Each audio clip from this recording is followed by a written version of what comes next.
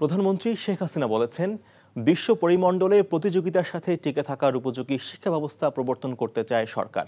মুখস্থ বিদ্যা নয়, শিক্ষার্থীদের মেধা বিকাশের লক্ষ্যে নতুন কারিকুলাম প্রণয়ন করা হয়েছে বলেও জানান সরকার প্রধান। সকালে গণভবনে 2024 সালের এসএসসি পরীক্ষার ফল প্রকাশ কার্যক্রমের উদ্বোধনকালে তিনি এসব কথা বলেন। যারা পাশ করেছে তাদের অভিনন্দন জানান তিনি। সেই সাথে ছেলেদের পাশের হার কম এবং ঝরে পড়া প্রসঙ্গে প্রধানমন্ত্রী বলেন, শিক্ষার্থীরা কেন কিশোর গ্যাংয়ে জড়িয়ে পড়ছে তার কারণ খুঁজে বের করতে হবে। 60 দিনের মধ্যে ফলাফল তৈরি করায় সংশ্লিষ্টদের ধন্যবাদ জানান প্রধানমন্ত্রী। দেশের 11টি শিক্ষা বোর্ডে 20,38,150 জন শিক্ষার্থী এবারের এসএসসি পরীক্ষায় অংশ নেয়।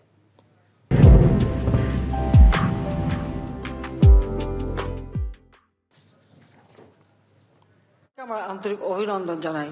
যারা হয়তো এবার কৃতকার্য হতে পারেনি বা ফেল করেছেন, তাদেরকে আমি বলবো যে এখানে মন খারাপ করার কিছু নেই। একবার এরকম হয়তো মানুষের জীবনে আসে, কিন্তু তারা যদি আবার ভালোভাবে মন দিয়ে পড়াশোনা করে, আবার উদ্যোগ নেয়, তাহলে আগামীতে পাশ করতে পারবে। সেই সাথে অভিভাবকদেরও বলবো, তাদেরকে সহানুভূতির সাথে দেখে কেন সে পারলো না সেটা খুঁজে বের করে তার সেই সমস্যাটা দূর করে তাকে পড়াশোনার দিকে আরো মনোযোগী করে আবার যাতে সে পরীক্ষা দেয় সেদিকে দৃষ্টি দেওয়া।